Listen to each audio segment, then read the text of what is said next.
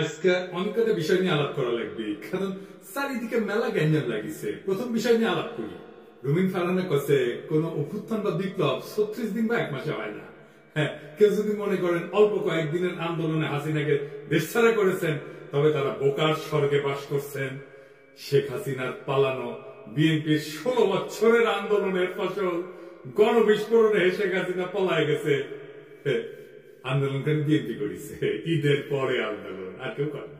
হ্যাঁ, গুম আর খুন হয়েছে খালি বিএনপি কর্মী, দেশ ছাড়া হয়েছে খালি বিএনপি কর্মী। আমরা খায় না খায় অ্যাক্টিভিজম করলাম, আমরা তো বিএনপি করি না, গল্লিকও খাই না। সমাজ কি তাইলে আমাদের মেনে নেবে? বিএনপির আন্দোলন তো দেখেছেন, দেখেন নাই? গত 10টা বছর 10টা জনসভা করতে পারে নাই। ঈদের পর আন্দোলন করতে করতে শুনতে শুনতে কান পয়সা খুলে পড়েছে।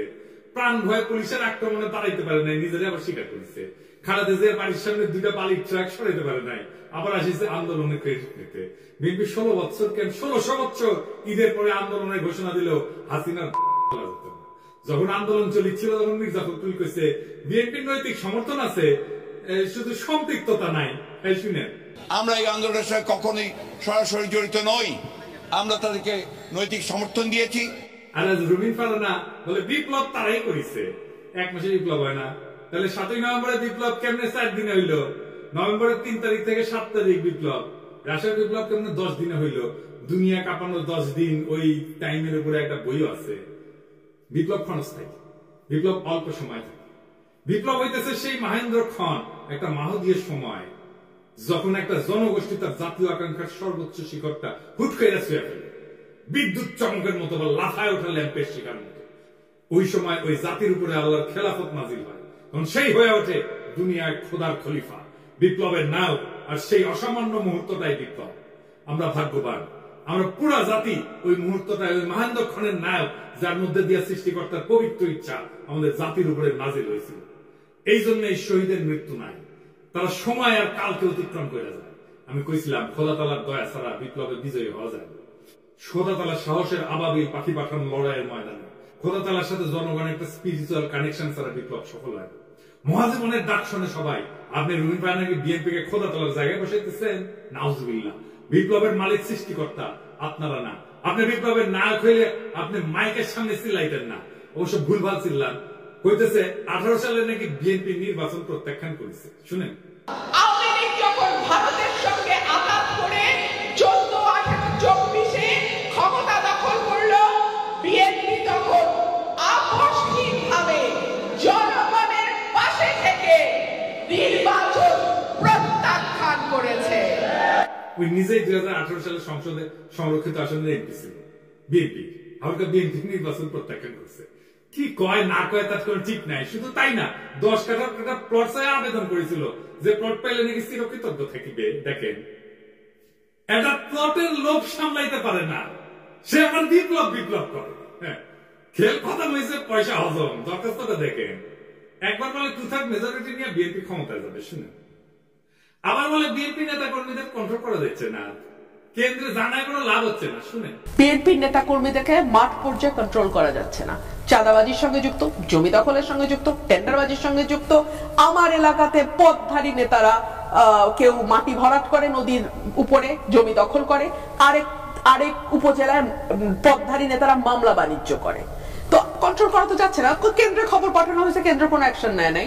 তো বুঝছেন তো, বিএনপি ক্ষমতা এসে কি করবি? আচ্ছা, ওরা ছেড়ে দিই, বাচ্চা মেয়ে কি কইতে কি কয় ঠিক নাই, আপনারাও ছেড়ে দিয়ে। এবার আসেন বিএনপির অন্যতম প্রধান তরুণ বুদ্ধিজীবী ফাহাম আব্দুল সালাম, ওরা নিয়ে একটু কথা বলি। ফাহাম দেশে গেছিল, আপনারা মনে হয় অনেকেই জানেন যে ফাহাম মির্জা ফখরুল ভাইয়ের মেয়ে জামাই। তো আমি অত্যন্ত পছন্দ করি ফাহামকে ব্যক্তি হিসেবে, ভেরি চার্মিং পার্সোনালিটি। এই ফ্যাসিলিটির লড়াইয়ে তার অসামান্য ভূমিকা ছিল। সে আরবান এলিট যুবক তরুণদের এই লড়াইয়ের জন্য তৈরি করছে, সে একাই। আমি ভালো কথা বলে ফেললাম না। হ্যাঁ, বাংলাদেশে কারো সম্পর্কে ভালো কথা বলা খুব মুশকিল। যারা ফাহামকে পছন্দ করে না তারা গালাগালি করতে পারে, আর যারা ফাহামকে পছন্দ করে তারাও গালাগালি করবে যে ও আসিছে এবার ফাহামের জনপ্রিয়তা দিয়া তোমার পয়েন্ট বাড়ানোর জন্য, পয়েন্ট খাওয়ার জন্য আসছে। আর যদি কখনো ফাহাম গ্যাঞ্জাম করে, অ্যান্টি পিপল স্ট্যান্ড নেয়, তখন এসে বলবে দেখেছেন খুব তো তখন প্রশংসা করেছিলেন।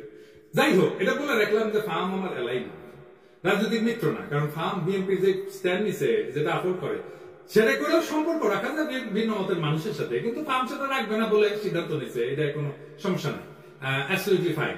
ফার্ম সম্পর্কে এত কথা বললাম যে আমাকে তাকে রেফার করে কথা বলতে হবে, সেই জন্য বলে নিলাম।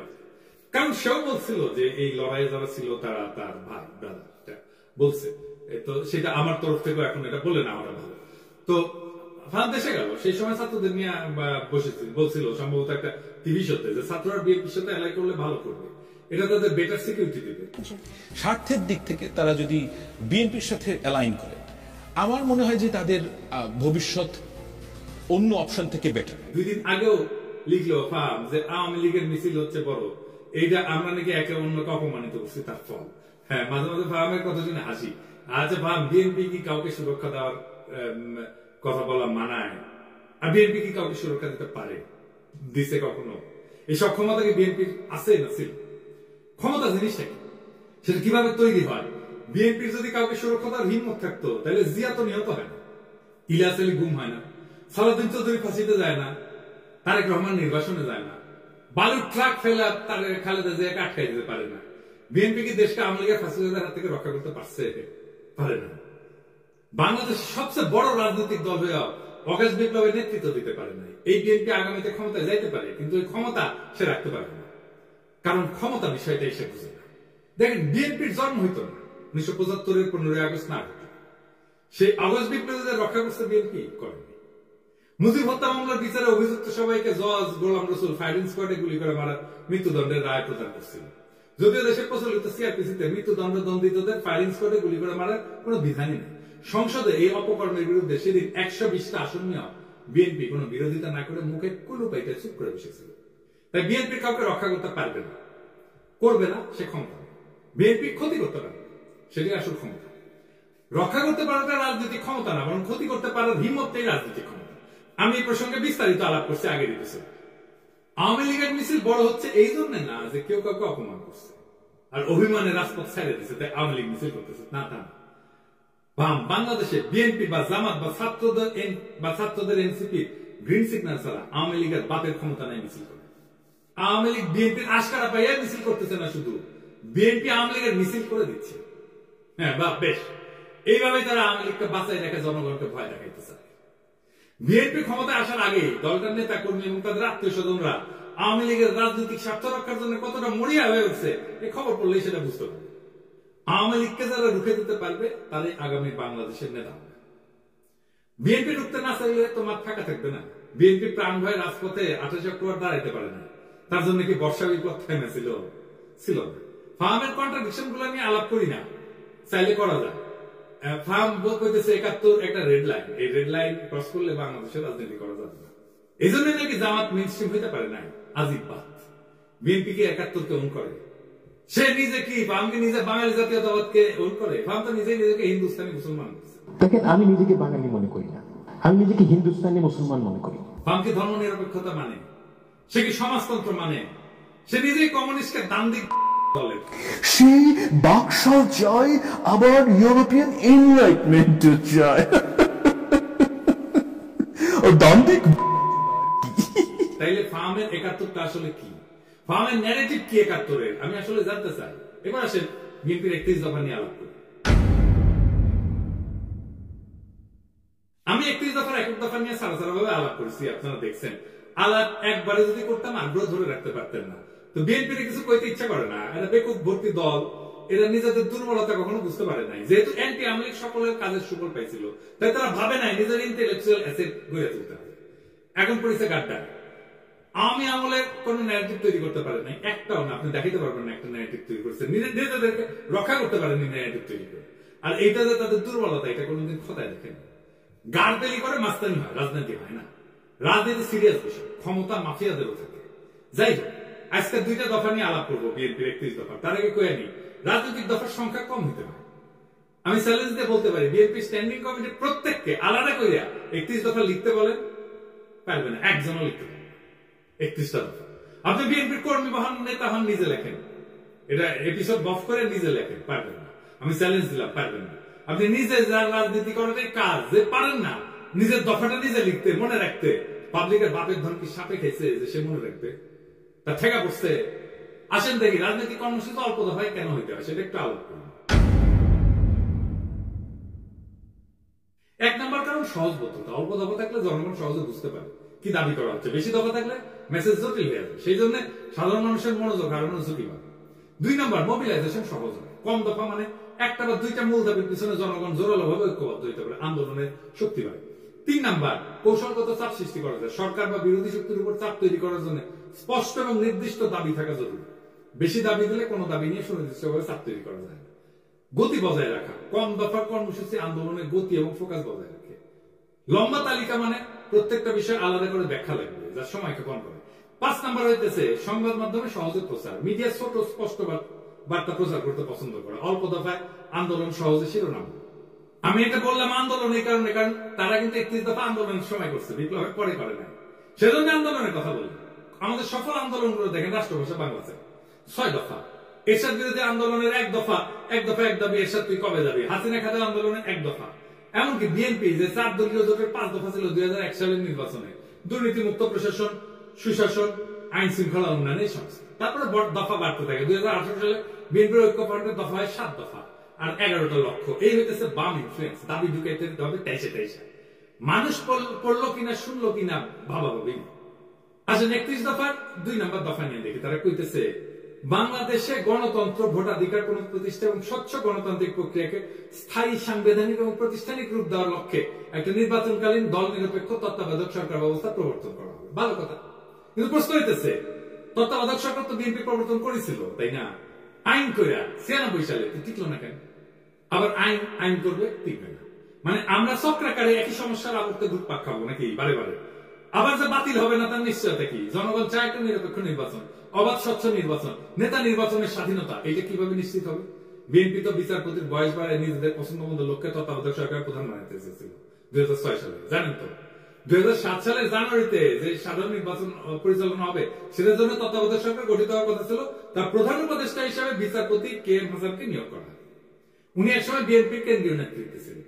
তৎকালীন আওয়ামী লীগের মতে KM হাসান যাতে তত্ত্বাবধায়ক সরকারের প্রধান উপদেষ্টা হইতে পারে সেই জন্য বিএনপি সংবিধান সংশোধন করে বিচারপতির অবসর গ্রহণের বয়সসীমা বাড়াই দিচ্ছে। গ্যাঞ্জাম বাঁধে এই নিয়ে, আবার গ্যাঞ্জাম বাঁধবে। এই দফা দিয়ে কি অবাধ সুষ্ঠু নির্বাচন করা যাবে? যাবে না। নিশ্চিত করা যাবে? যাবে। এমনকি এই সিস্টেম টিকবে না, আগেও টেকে না। তাইলে এই দফা কি চিন্তা ভাবনা কইরা বানাইছে? আচ্ছা, 4 নম্বর দাবিতে কি বলেছে? পরপর 2 টার্মের অতিরিক্ত কেউ প্রধানমন্ত্রীর দায়িত্ব পালন করতে পারবে না। ভালো কথা, খুবই ভালো কথা। কি মনে হয় এটা কইরা? পরপর 2 টার্মের বেশি কেউ প্রাইম মিনিস্টার দায়িত্ব পালন করতে পারবে না। এটা বিএনপি অনেকবার বলছে। আমরা তো আমেরিকায় দেখি এইটাই সংবিধান সংস্কার কমিটি প্রস্তাব করছে। এখন বিএনপি কইতেছে প্রধানমন্ত্রী পদে দাঁড়ানো 2 মেয়াদের বেশি কেউ থাকতে না পারলেও একবার বিরতি দিয়া আবার প্রধানমন্ত্রী হইতে চাইলে সেই সুযোগ থাকতে হবে। মানে পরপর 2 টার্ম থাকবে, তারপর 1 বছর অন্য কেউ হবে, তারপর আবার কেউ 2 টার্ম এসে থাকবে। মানে বুঝছেন তো, পরপর 2 টার্ম থাকার পরে 1 টার্ম প্রেসিডেন্ট হবে, তারপর আবার 2 টার্ম প্রাইম মিনিস্টার হবে, তারপর 1 টার্ম প্রেসিডেন্ট হবে। মানে চালাকি শুরু হয়ে গেছে। ভাবছে কেউ বুঝতে পারবে না। যেই মাত্র ক্ষমতায় আসা দেখতে পারতেছে তখনই সব উল্টে গেছে বিএনপি। যখন ক্ষমতা থেকে দূরে তখন কত ভালো ভালো কথা দেখিস, কি সুন্দর চান্দ দিছে, এখন সিনেমা আসে কেন? পরপর 2 বার রাষ্ট্রের প্রধান নির্বাহী হওয়া ঠিক নাই, পিছনে দার্শনিক ভিত্তিটা কি? পরপর 2 টার্ম রাষ্ট্রের নির্বাহী থাকা ঠিক না কেন? এর মূল উদ্দেশ্য হইতেছে 1 নম্বর ক্ষমতার অপব্যবহার রোধ করা। দীর্ঘ সময় ধরে একই ব্যক্তি ক্ষমতায় থাকলে স্বৈরতান্ত্রিক প্রবণতা তৈরি হয়, নিজের ক্ষমতা পাকাপোক্ত করতে শুরু করে, জনগণের বদলে নিজের দল বা নিজের শক্তিকে রক্ষা করে।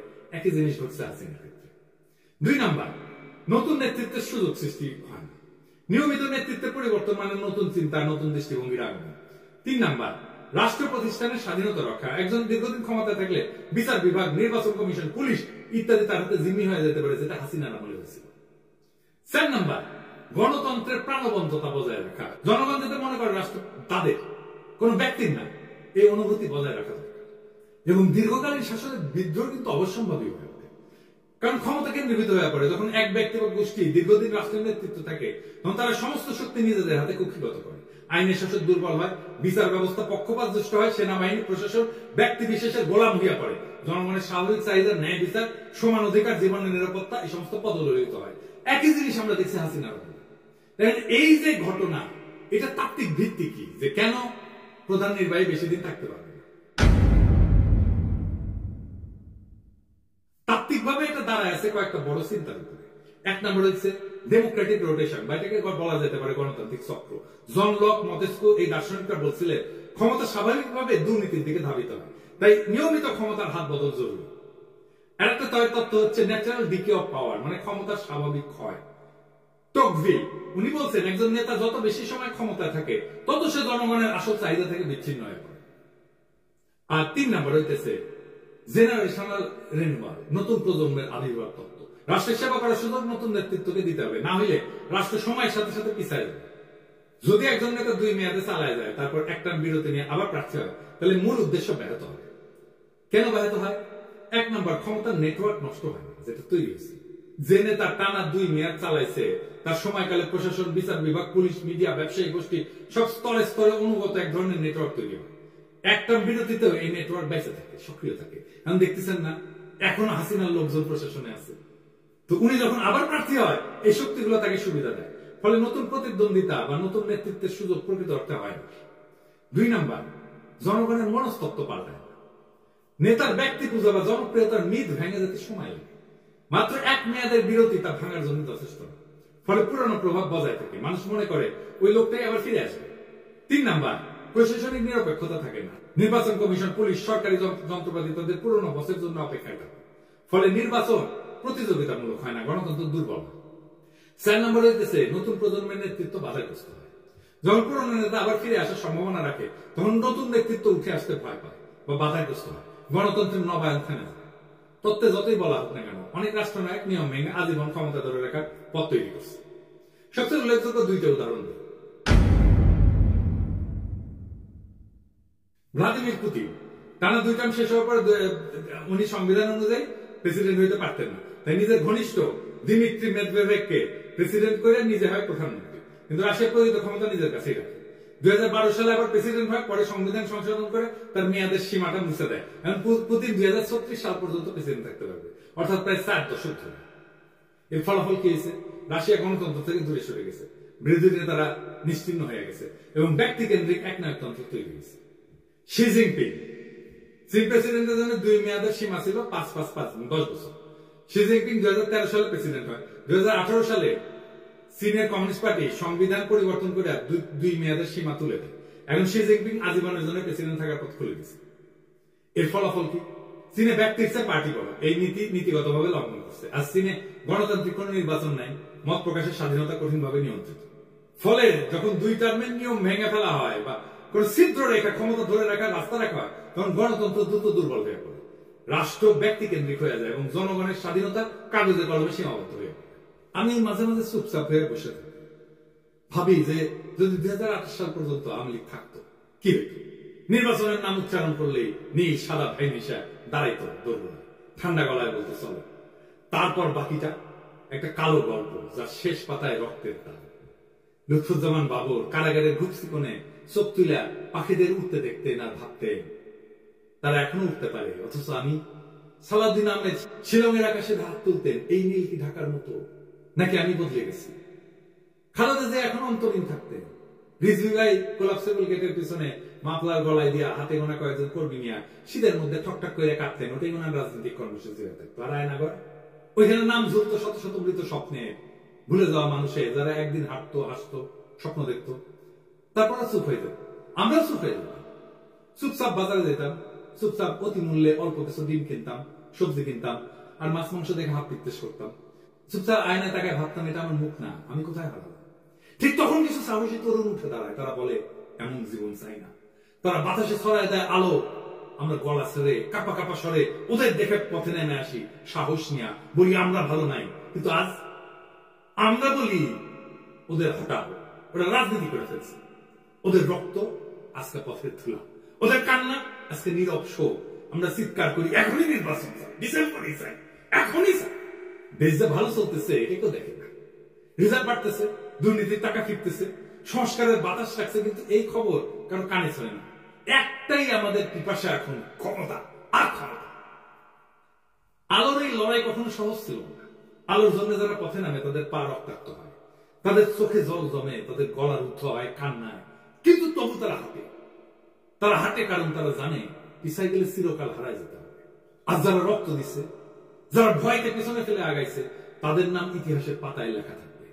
আজকে যারা কাঁদতেছে মিথ্যা বলতেছে, তারা কেবল হারায় যাবে বিস্মৃতির থ্রু।